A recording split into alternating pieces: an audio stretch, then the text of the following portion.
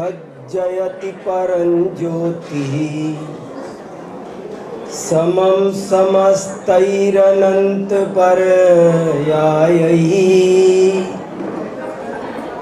दर्पणतलैव सकला प्रतिफलति पदार्थमालिका यत्र।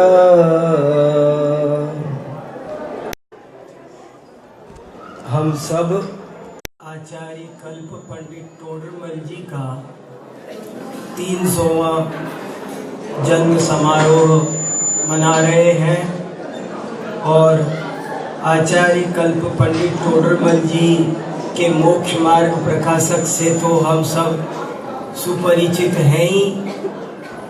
ये उत्सव मोक्ष मार्ग प्रकाशक के स्वाध्याय की प्रेरणा तो जन जन को देगा ही, लेकिन मैं ये भी संकेत करना चाहता हूँ कि आचार्य कल्प पंडित टोडरमल जी ने 13 ग्रंथों की रचना की है और उन 13 ग्रंथों में मोक्ष मार्ग प्रकाशक एक उनका मौलिक ग्रंथ है, लेकिन उसके अलावा उनके अनेक मौलिक और टीका ग्रंथ भी हैं। सम्यक ज्ञान चंद्रिका भी उनमें से एक शिरोमणि ग्रंथ है जो लब्धि सार आदि ग्रंथों की टीका है। इसके अलावा उन्होंने आत्मानुशासन की भी टीका लिखी है। उन्होंने पुरुषार्थ सिद्धि उपाय ग्रंथ की भी टीका लिखी है। उन्होंने रहस्यपूर्ण जैसी पत्र विधा की एक क्रांतिकारी रचना को भी जन्म दिया है। तो उन सभी ग्रंथों का इस महोत्सव के माध्यम से पूरे समाज को अध्ययन करने का संदेश मिले, इसलिए मोक्ष मार्ग प्रकाशक से तो हम सब सुपरिचित हैं, उसकी तो चर्चा अपन अभी करते ही चलेंगे। लेकिन एक महत्वपूर्ण विषय मैं फिलहाल आपके सामने उनके पुरुषार्थ सिद्धि उपाय के माध्यम से रखना चाहता हूँ।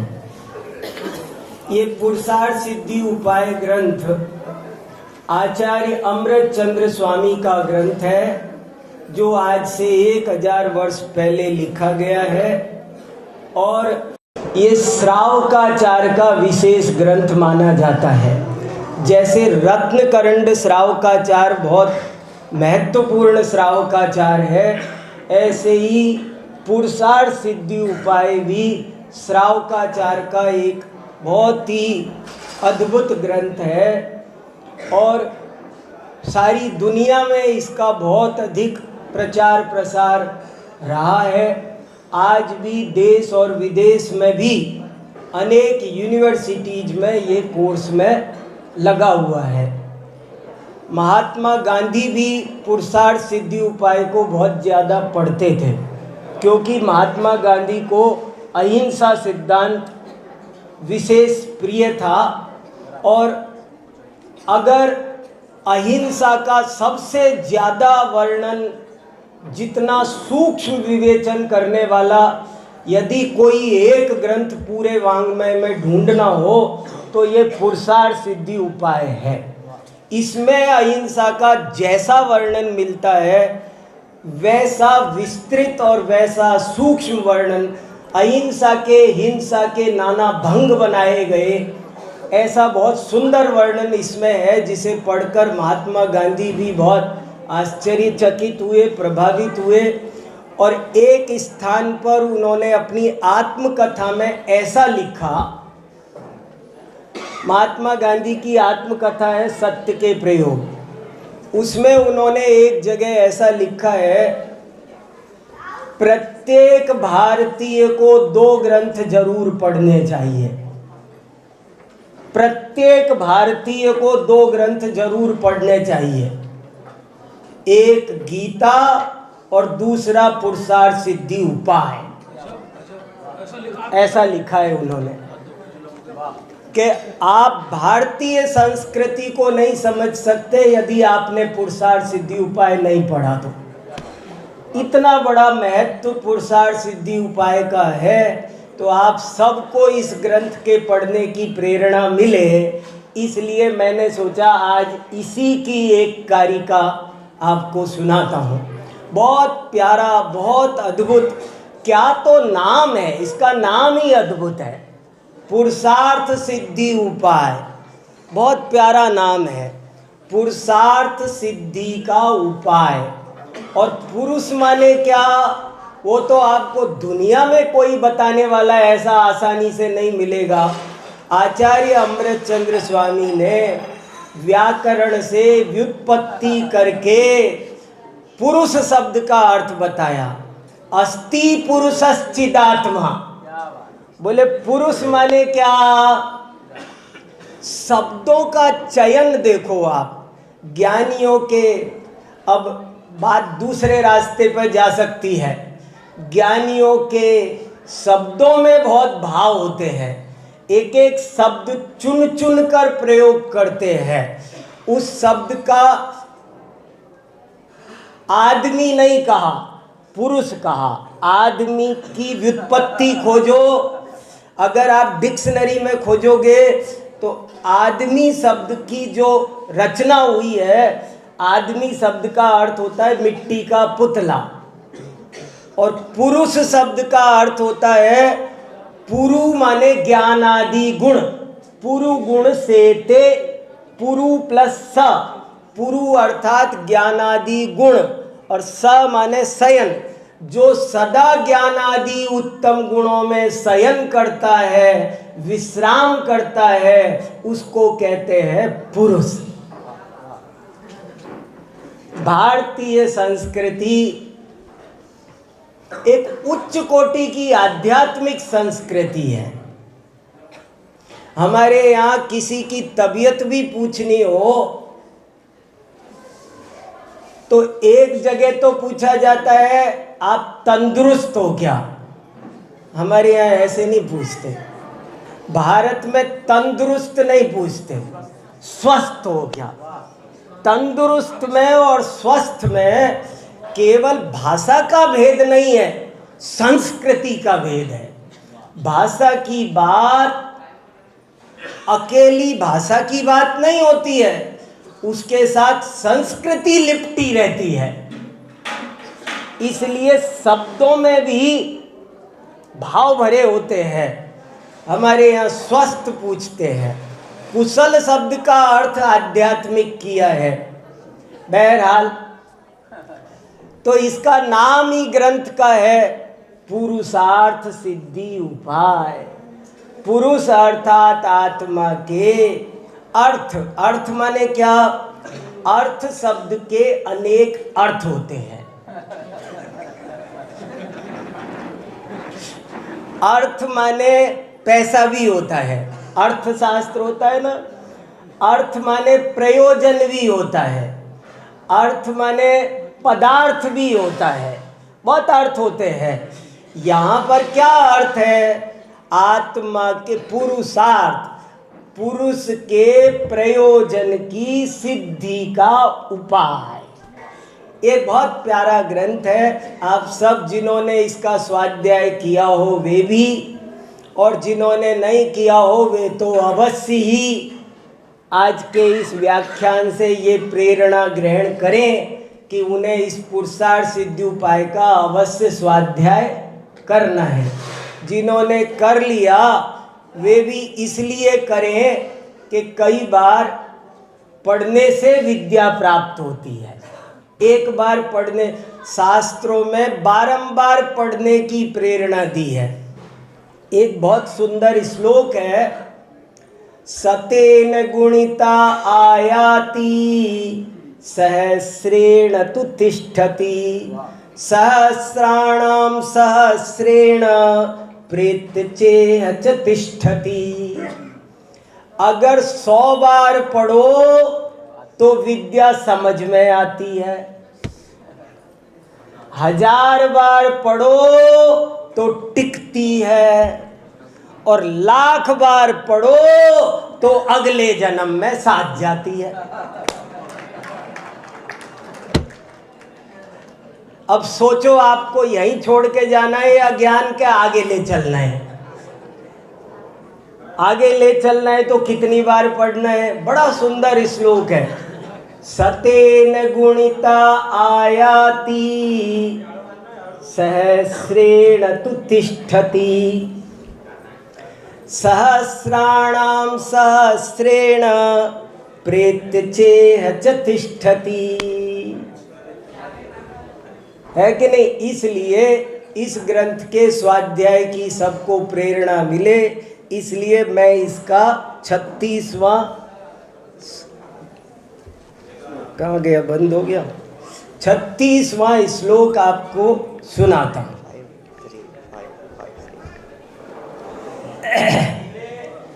कारिका नंबर 36, इसका 36वां श्लोक पहले आपको पढ़कर सुनाता हूं, फिर उस पर थोड़ी चर्चा स्वाध्याय हम करेंगे।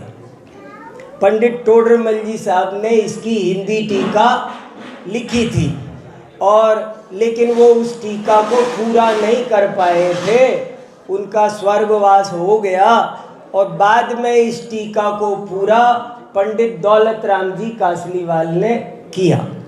पर ये तो 36वां ही श्लोक है, इसलिए हमें लगता है ये टीका तो पंडित टोडरमल जी साहब की ही लिखी हुई होगी।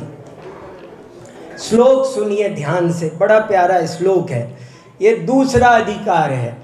ये भी एक खास बात है, हमने हस्तिनापुर में इस विषय पर बड़ी चर्चा की थी कि 36 श्रावकाचार ग्रंथ मिलते हैं, और उन सब का पहला अध्याय सम्यक दर्शन अधिकार है। तो इसका भी पहला अध्याय था सम्यक दर्शन अधिकार, और दूसरा अधिकार ये है सम्यक ज्ञान अधिकार, और फिर बाद में शुरू होगा श्रावकाचार।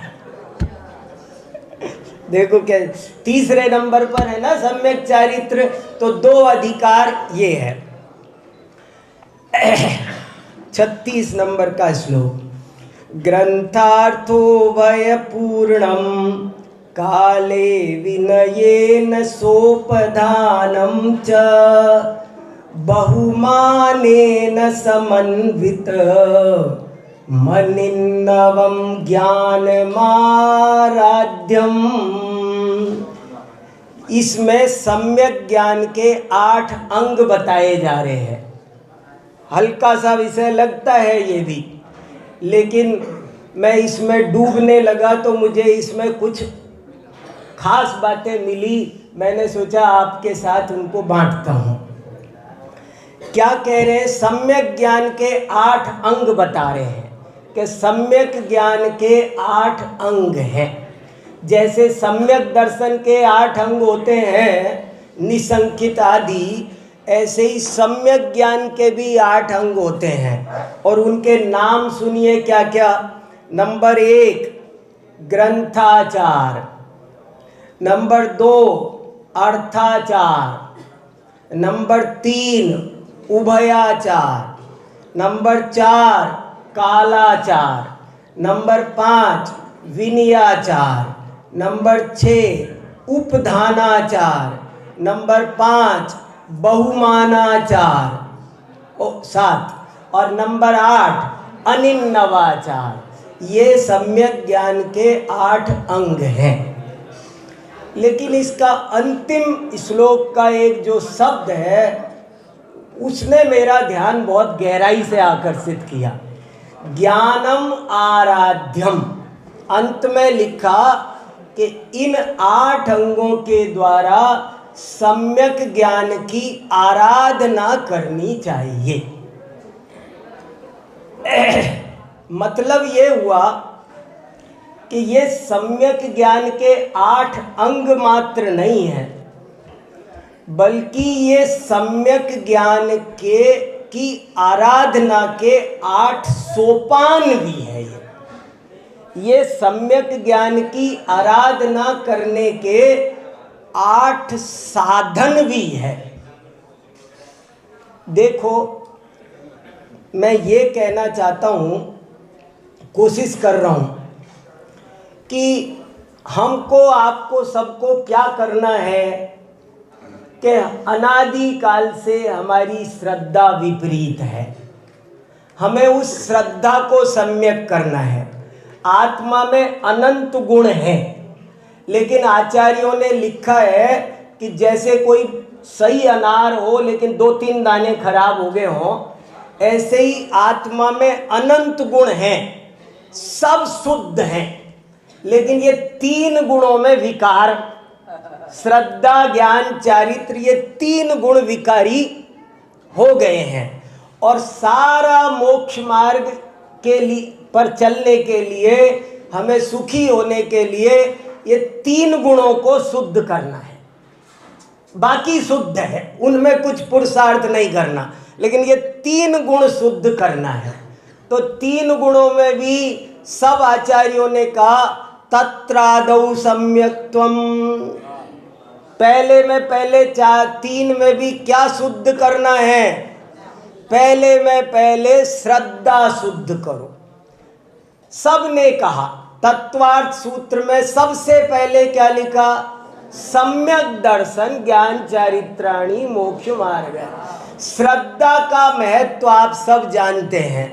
अगर श्रद्धा शुद्ध नहीं हुई, अगर सम्यक दर्शन नहीं हुआ, तो हमारा सारा धर्माचरण ऐसा है कि जैसे बिना एक के बिंदी हो, जैसे बिना चैत्य के चैत्यालय हो, बिना मंदिर के प्रतिमा की, क्या, जैसे बिना वर के वरात हो, बारात हो और वर ना हो, तो वर नहीं है तो वो बारात नहीं है, भीड़ है।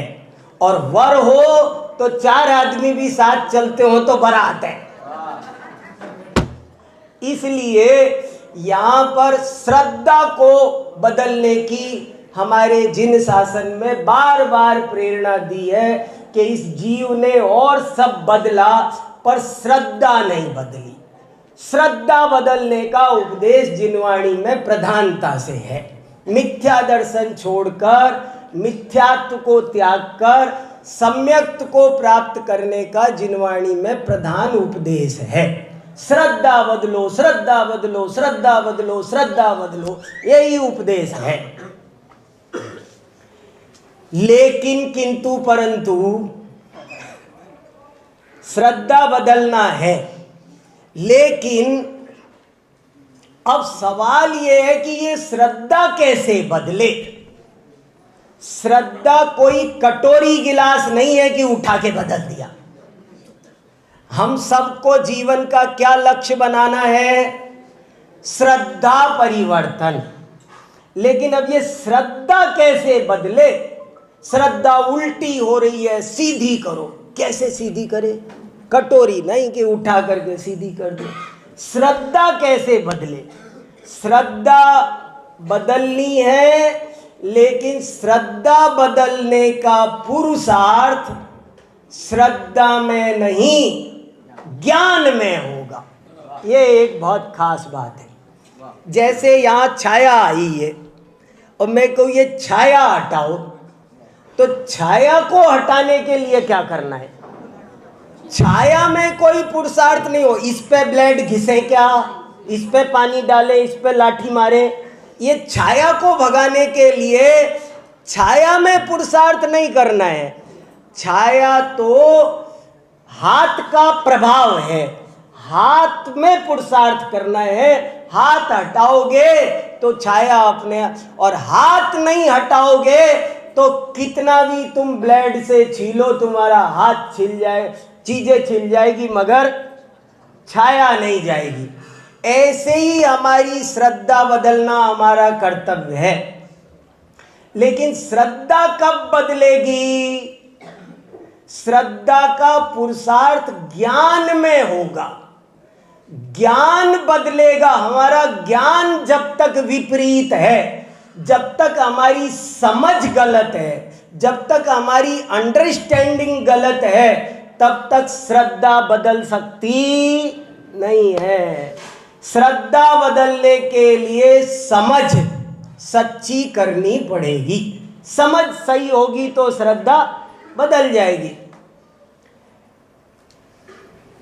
अकलंक आचार्य ने इस सूत्र की टीका में एक बहुत बढ़िया बात लिखी है। सम्यक दर्शन ज्ञान चारित्राणि मोक्ष मार्ग। इस सूत्र की टीका में अकलंकाचार्य ने एक बहुत महत्वपूर्ण बात लिखी है। प्रश्न उठाया कि ज्ञान को बीच में क्यों रखा। प्रश्न ये उठाया कि सम्यक दर्शन ज्ञान चारित्राणि मोक्ष मार्ग में ज्ञान को बीच में क्यों रखा। तो जो उत्तर अकलंकाचार्य ने दिया है वो बहुत गजब का है। उन्होंने उत्तर दिया कि ज्ञान को बीच में इसलिए रखा मध्यमणि न्याय से। मध्यमणि न्याय है ये। मध्यमणि न्याय क्या हुआ महाराज कि जैसे आप हार पहनते हो तो जो सबसे बड़ा मोती हो, सबसे कीमती हो, उसको बीचों बीच लगाते हो। लॉकेट कहाँ लगाओगे? कीमती हो उसको यहां लगाते। तो बोले ज्ञान को बीच में इसलिए रखा कि वो श्रद्धा और चारित्र दोनों को नियंत्रित करता है। यदि ज्ञान के बिना श्रद्धा होगी तो भटक जाएगी, अंधश्रद्धा कहलाएगी। यदि ज्ञान के बिना चारित्र होगा तो भटक जाएगा, क्रियाकांड और पाखंड कहलाएगा। ज्ञान ही है जो श्रद्धा को संभालेगा, ज्ञान ही है जो चारित्र को संभालेगा। इसलिए हमने ज्ञान को, जैसे मुझे अपने 2 बच्चों को रोड पार कराना हो तो समझदार आदमी कैसे कराएगा? एक का हाथ इधर से, एक का हाथ बीच में खुद लगेगा। बीच में खुद लगेगा तो सुरक्षित पार करेगा।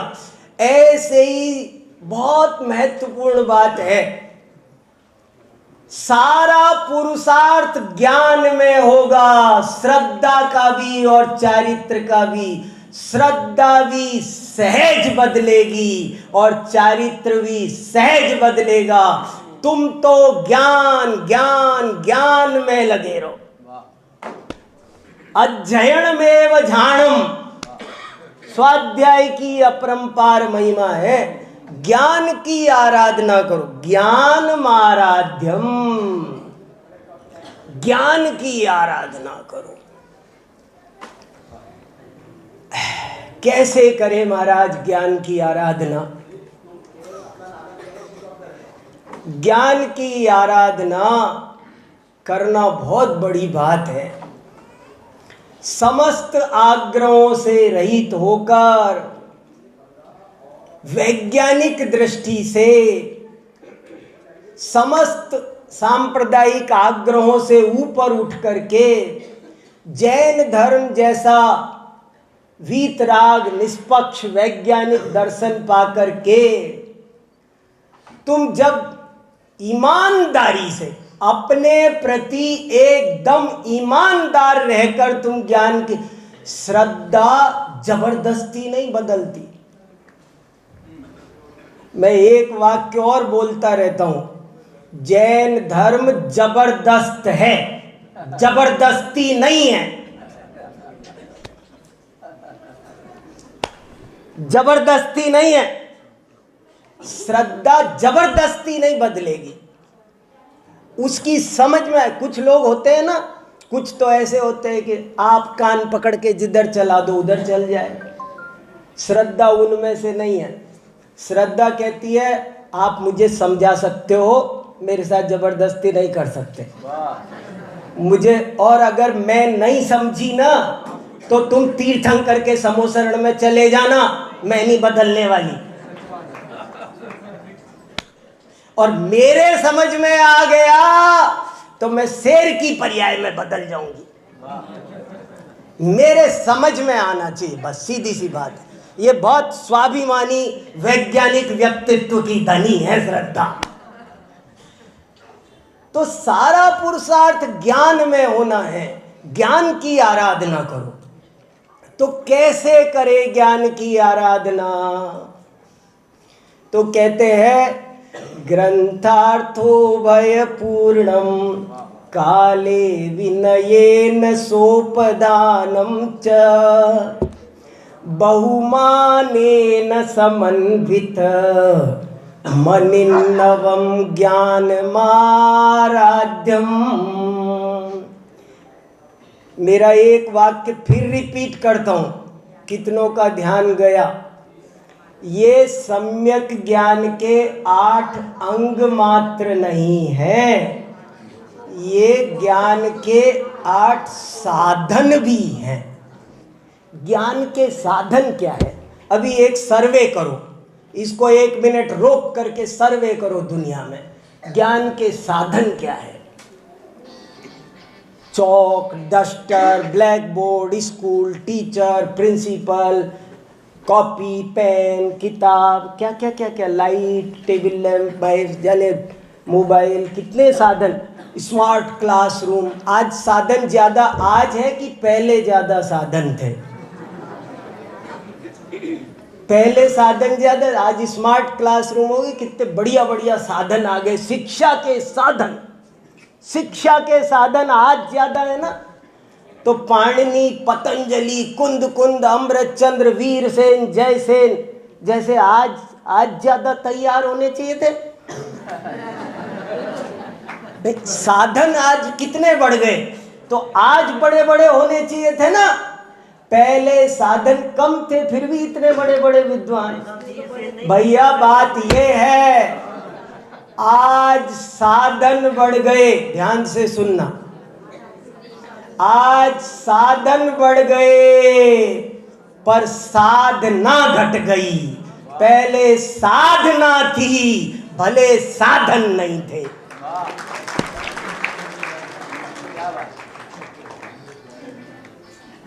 वीर से नासे वीर सागर जी तो है। अरे जय हो जय हो जय हो जय हो जय।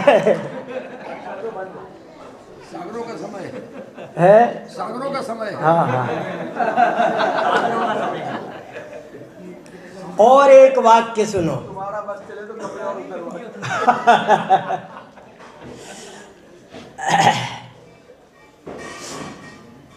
और एक वाक्य सुनो। ज्ञान साधना से प्राप्त होता है, साधनों से नहीं। एकलव्य को किसने पढ़ाया था? नहीं, पांडवों को तो साक्षात द्रोणाचार्य ने पढ़ाया। वो भी वैसे विद्वान नहीं बने, और वो एकलव्य के पास में जंगल में पेड़ के नीचे, कौन स्मार्ट क्लासरूम थी उसके पास में, मरे जा रहे। इसके पीछे हम साधनों के पीछे भाग रहे हैं। और ये श्लोक कहता है, साधनों के पीछे मत भागो, साधना करो, ज्ञान की प्राप्ति हो जाएगी। साधनों से नहीं, साधना से मिलेगी। कैसे करे महाराज साधना?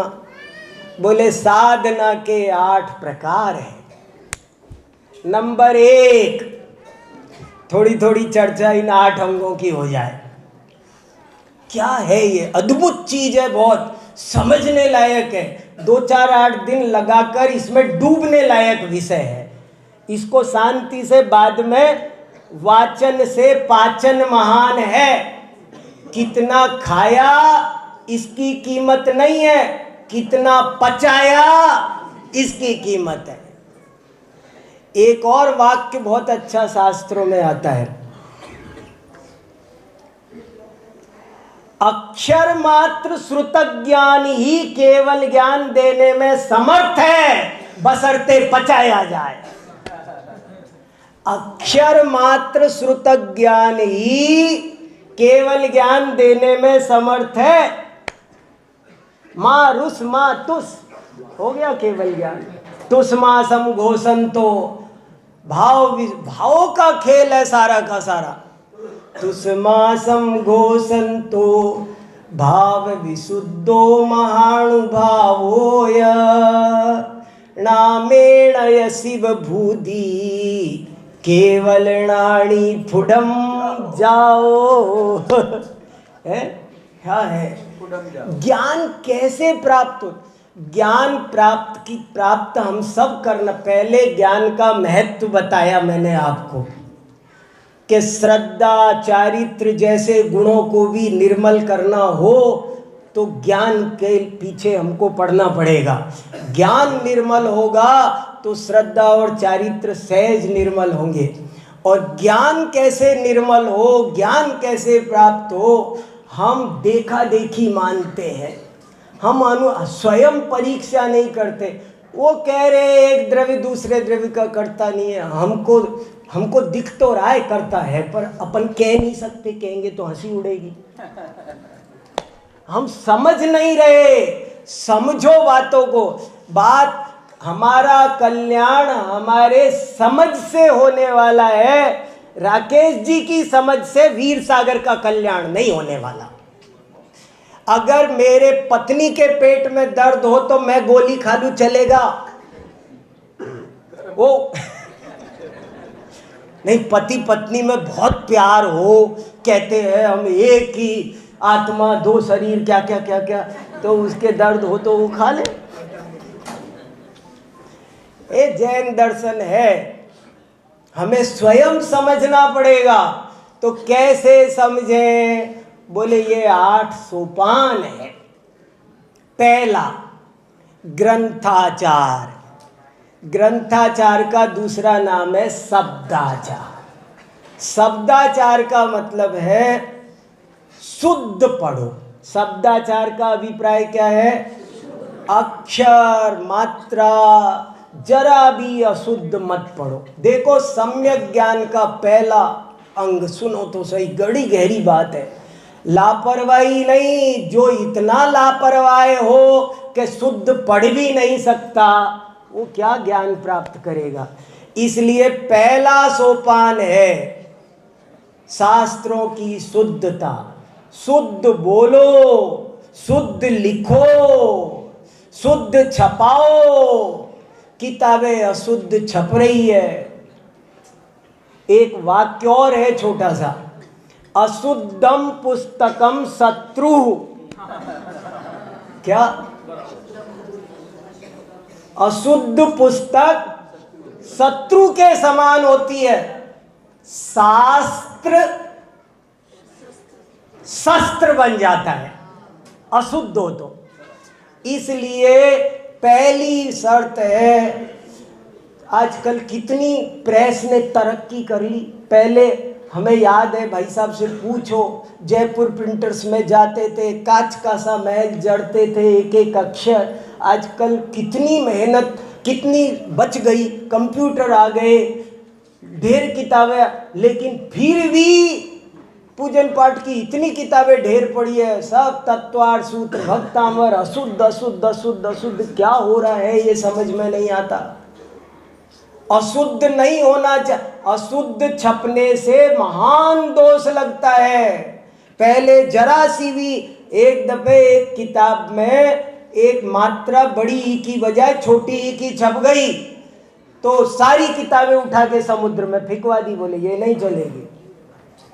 जरा जरा सी बात का बहुत जरा फर्क पड़ता है, पिटना और पीटना।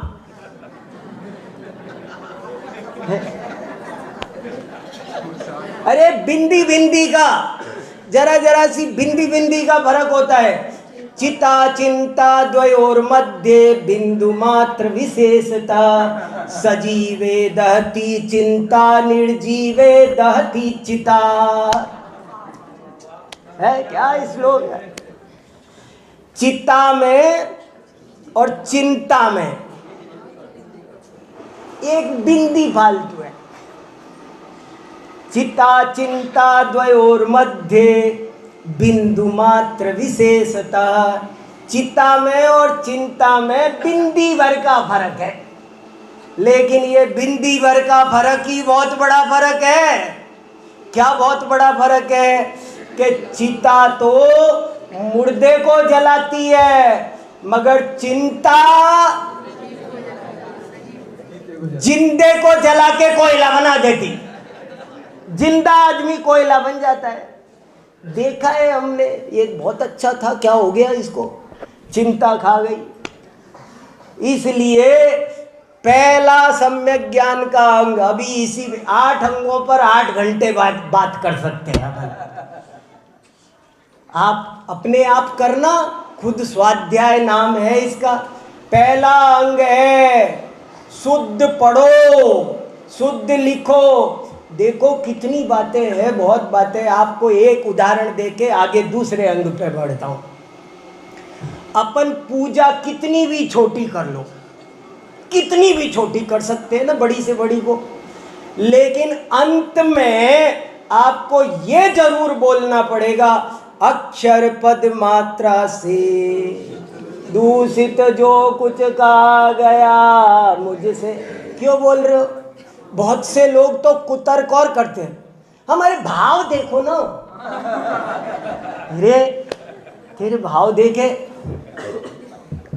तो पहला अंग है सावधान।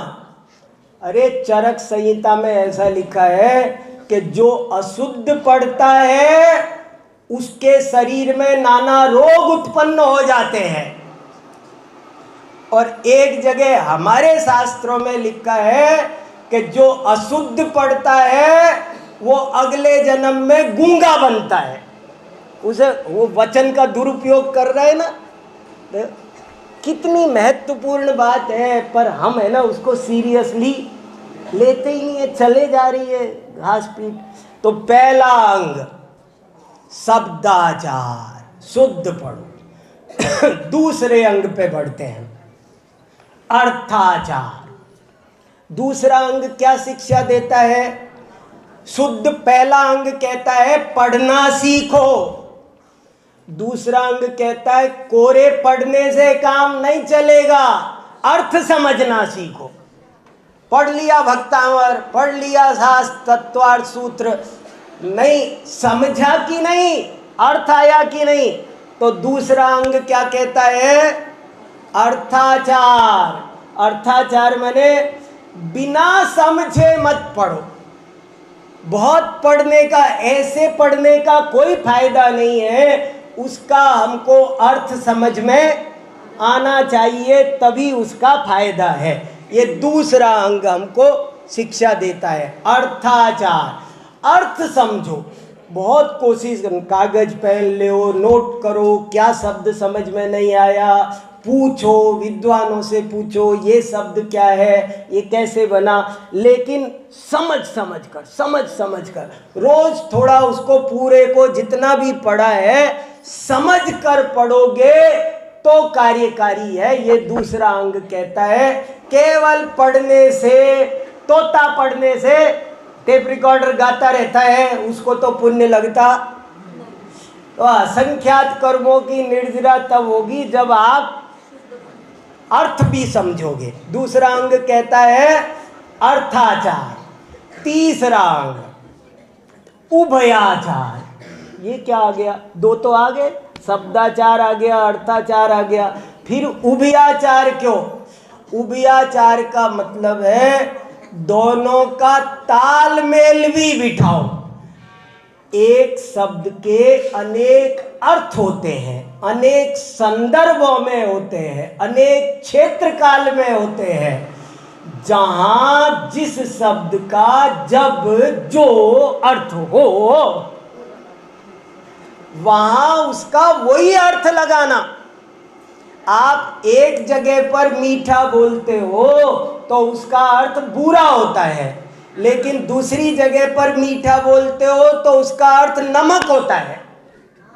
अहमदाबाद में थाली पे बैठे हो और मीठा मांगोगे तो नमक मिलेगा। तो किस शब्द का कहाँ क्या अर्थ है? कनक कनकते 100 गुनी, तो कनक और कनक में दोनों जगह एक ही अर्थ नहीं है। उभयाचार का मतलब है कि जब जो अर्थ का की जो विवक्षा है, जहां जो अर्थ है वो नहीं समझा तो आचार्य का आशय नहीं समझ पाओगे। एक महात्मा जी ने उपदेश दिया कि माया को छोड़ के शांति के साथ रहा करो तुम।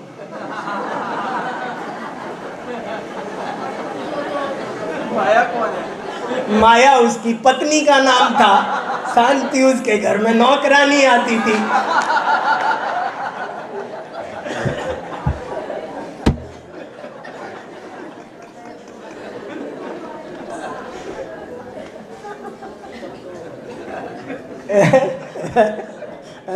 पता नहीं होगा किसका नाम क्या है। वो क्या कह रहे थे, जिनवाणी में तो शब्द लिखे हैं और डिक्शनरी में अर्थ लिखे हैं, लेकिन कहां किस शब्द का क्या अर्थ है? समय सार में समय शब्द का क्या अर्थ है? डिक्शनरी में तो 27 अर्थ लिखे हैं। अब क्या करें? समय माने युद्ध भी लिखा है। अरे पृथ्वीराज रासो में समय है, समय माने युद्ध भी होता है। क्या करे? तो समय माने 27 अर्थ है, पर कहाँ कौन अर्थ है किस चीज? एक आदमी, एक बार हमने प्रोग्राम किया कि हम द्रव्य संग्रह पढ़ाएंगे, तो लोग आ गए और कुछ कहने लगे, आप तो कुछ बता ही नहीं रहे। मैंने कहा क्या कुछ बताना? बोले हमने सोचा पैसा संग्रह करने की, द्रव्य माने पैसा। द्रव्य शब्द का कहाँ क्या अर्थ है वो तो समझना पड़ेगा ना। तो क्या कारिका है? अगर इन 8 तरीकों से तुम सम्यक ज्ञान की आराधना करोगे तो तुम्हें सम्यक ज्ञान प्राप्त होगा, और फिर उससे सहज ही श्रद्धा भी, चारित्र भी निर्मल होकर मोक्ष मार्ग प्राप्त होगा। पहला शब्दाचार, दूसरा अर्थाचार, तीसरा उभयाचार, चौथा कालाचार। ये भी कुछ अद्भुती चीज है। कालाचार, हर काम का एक समय होता है और वो काम उसी समय पर बढ़िया होता है। इसलिए आचार्यों ने कालाचार पर भी बहुत विस्तार से प्रकाश डाला है। हमारा बहुत सारा साहित्य तत्संबंधी लुप्त भी हो गया है। आज उसके पूरे विधि विधान हमारे पास उपलब्ध नहीं है, लेकिन कालाचार भी कुछ है। अरे भैया ये बताओ, पीरियड चल रहा हो अंग्रेजी का, स्कूल में अंग्रेजी पढ़ा रहे हो टीचर, और मैं समय सार खोल के बैठूं कि मैं तो समय सार पढ़ूंगा। अरे जो गणित के पीरियड में गणित पढ़ो, स्कूल में पीरियड लगे होते हैं ना। आप कालाचार को हम ऐसे समझ सकते हैं कि गणित के पीरियड में संस्कृत की किताब खोल के मत बैठो, पनिशमेंट मिलेगा। क्या? अगर गणित के पीरियड में संस्कृत की किताब खोलोगे तो दंड मिलेगा। गणित के पीरियड में गणित पढ़ो, अंग्रेजी के पीरियड में अंग्रेजी पढ़ो, संस्कृत के पीरियड। समय भी एक 5 समवाय में एक फैक्टर है, काल 5 समवाय में। देखो एक उदाहरण देता हूँ, कालाचार पर ही 1 घंटे 2 घंटे एक गोष्ठी करनी चाहिए 3 दिन की। थोड़ी बहुत लड़ाई रस्सा कसी हो तो कुछ निकले। देखो एक उदाहरण दूं, वही खेत है, वही बीज है, वही हल है, वही खाद है, वही पानी है, वही किसान है, सब कुछ वही है। बस जरा सा फर्क है, जो बीज दिसंबर में बोना चाहिए था वो जून में बो दिया। फसल होगी? नहीं होगी। ये कालाचार है। तो कालाचार का भी कुछ महत्व है। भ्रम में भी नहीं होना। कितने ही लोग कालाचार के नाम पर फालतू में डराते भी बहुत है, ये नहीं कर सकते, वो नहीं कर सकते। ऐसी भी बात नहीं है, मगर उसका क्या स्वरूप है कुछ तो है। चौथा है कालाचार। पहला शब्दाचार, दूसरा अर्थाचार, तीसरा उभयाचार, चौथा कालाचार, 5वां विनयाचार। बिना विनय के विद्या आती ही नहीं है। सब चीजें और साधनों से और तरीकों से प्राप्त हो जाती है। कोई चीज पैसे से मिल जाती है, कोई चीज पावर से मिल जाती है, कोई चीज अस्त्र शस्त्र से मिल जाती है, लेकिन ज्ञान कैसे मिले? आप मेरे से या छाती पे बंदूक रख के को पढ़ाओ न्याय मंदिर, पढ़ाते कि नहीं? कि मैं पढ़ा सकता हूँ न्याय मंदिर?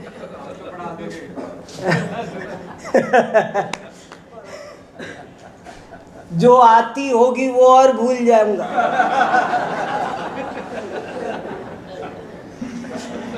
ज्ञान की प्राप्ति झुकने से होगी।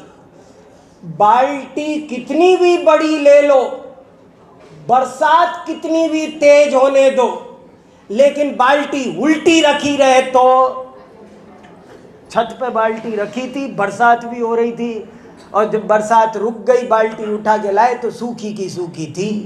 क्यों? उल्टी रखी थी। सीधी रखे, झुके, नल ऊपर से आ रहा है, आपको हाथ नीचे ही करना पड़ेगा। ऊपर करे रहोगे तब तक झुकना जरूरी है। लघुता से प्रभुता मिले, प्रभुता से प्रभु दूर। लघुता से प्रभु, विद्या की प्राप्ति विनय से ही मिल सकती है। बहुत अधिक विनय होनी चाहिए। 4 ज्ञान के धारी गौतम गणधर भगवान के समो शरण में ऐसे बैठकर ज्ञान प्राप्त करते हैं। कैसे ज्ञान? अत्यंत विनय से। क्या उदाहरण दिया जाए? मानो कोई कुत्ता रोटी लेने बैठा हो, तुम हिलाते। इतने कहाँ आपका केवल ज्ञान और कहाँ हमारा ये अल्प ज्ञान प्रभु। ऐसे अत्यंत विनय के साथ ज्ञान पढ़ाने के लिए, बहुत ज्ञान प्राप्त करने के लिए विनय बहुत चाहिए। अभिमान बहुत बड़ी बाधा है। अभिमान ज्ञान प्राप्त नहीं करने देता। तो 5वां है विनयाचार, 6ठा है उपधानाचार। उपधानाचार, उपधान माने सावधान। उपधान, उपधान माने अटेंशन। क्या कहा जा रहा है? जिनवाणी बातों का सिर्फ निर्देश करती है। निदिठम, उपदिठम। जैन दर्शन में आदेश नहीं है, उपदेश है। बड़ा फर्क होता है, आदेश, उपदेश, निर्देश। आचार्यो जीवम जीवम दव्वम जिणवर वसहेण जेण निदिठम। निर्दिष्ट है केवल। अगर तुम ध्यान से सुनोगे, तुम्हारे ऊपर डिपेंड करता है। हम तो सिर्फ टिप्स ही दे सकते हैं। हम आचार्य तो इशारा कर सकते हैं। आपको सिर्फ इशारा किया जाएगा, ओरा चंद्रमा। तुम्हें देखना हो तो देख लेना, और छल ग्रहण करना हो तो ये तो उंगली है, कहाँ है, खिचखिच करते रहना, बहस में जिंदगी खो देना। उपधानाचार, दुनिया की बातों को बड़े मन लगा लगा के हम सुनते हैं।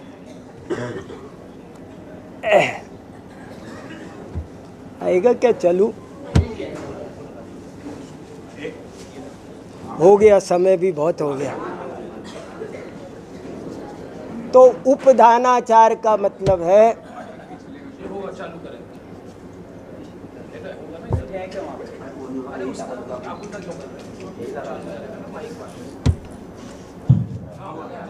उपधानाचार। उपधानाचार का मतलब है गौर से समझना, सावधानी से समझना, बहुत सावधानी से समझ। शास्त्रों में कथ्य के साथ निराकृत्य बहुत होता है, और वो उपधानाचार के बिना समझ में नहीं आ सकता। कहाँ वीरसेन आचार्य के शिष्य थे जिनसेनाचार्य। जिनसेनाचार्य ने महापुराण में एक बात लिखी है कि मेरे गुरु में और मुझ में क्या अंतर है।